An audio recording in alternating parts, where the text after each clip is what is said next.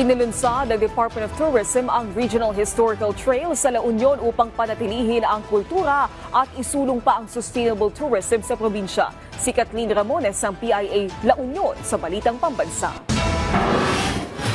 Opisyal na inilunsad ng Department of Tourism Region 1 ang Regional Historical Trail sa pakikipag-ugnayan ng mga lokal na pamahalaan, akademya, mga tagapagtaguyod ng kultura at iba pang sektor ng lipunan noong Pebrero 5 hanggang 6, 2025 sa probinsya ng La Union.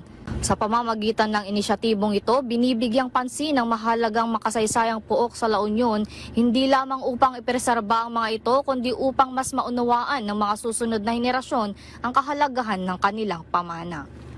Isa sa mga tampok na lugar ay ang Agoo Basilica o mas kilala bilang Basilica of Our Lady of Charity na naitatag noong panahon ng pananakop ng mga Kastila.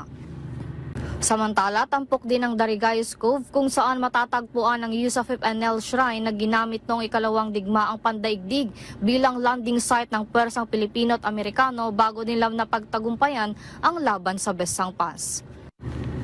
Isa pang makasaysayang struktura ang Baluarte Watchtower, isang coastal defense structure na tinayo noong panahon ng mga Kastila. Ginamit ito noon upang bantayan ang baybayin ng La Union laban sa mga pirata at mananakop.